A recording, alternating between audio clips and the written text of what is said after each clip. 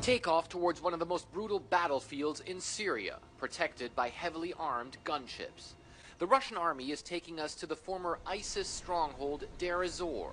Even though the Syrian and Russian armies have managed to push ISIS back, there still are a lot of ISIS fighters here in this area. That's why taking the helicopter is the safest way to get to Deir ez-Zor.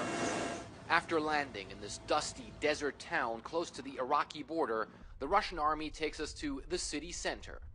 ISIS ruled most of Deir ez-Zor for more than 3 years and besieged government-held parts of the town. Now, commerce is returning here. No, Russia is a friend, a very, very good friend. We like Russia. We respect and appreciate them.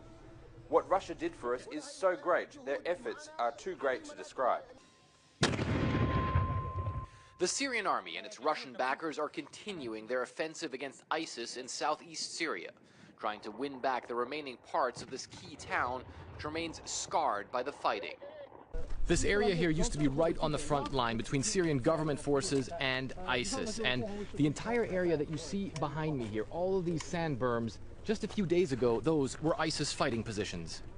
The Russian military says it believes a victory in Deir ez-Zor would put them close to ousting ISIS from all of southeastern Syria.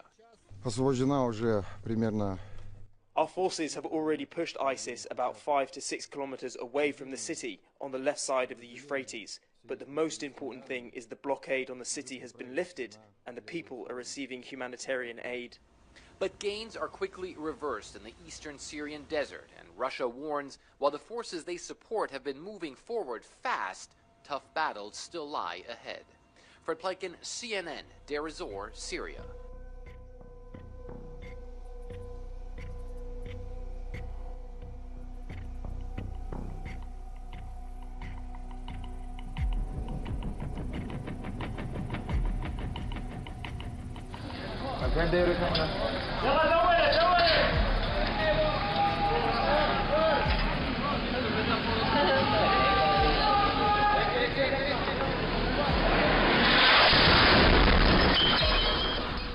These strikes near the city of Homs is not under control of ISIS, of the Islamic State.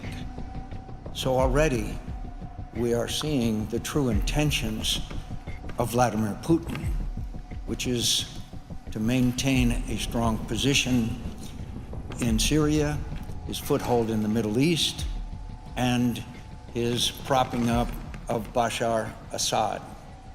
Bashar Assad.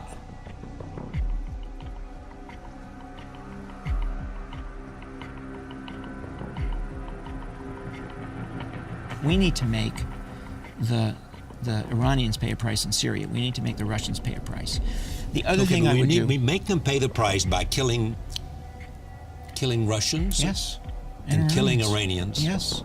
Covertly. So you don't tell the world about it, right? You don't stand up at the Pentagon and say, we did this, right? But you make sure they know it in Moscow and Tehran.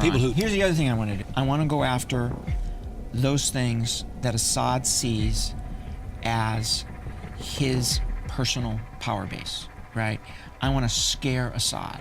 So I want to go after his presidential guard. I want to destroy his presidential helicopters. I want to make him think we're coming after him, right? So you don't tell the world about it, right? You don't stand up at the Pentagon and say, we did this.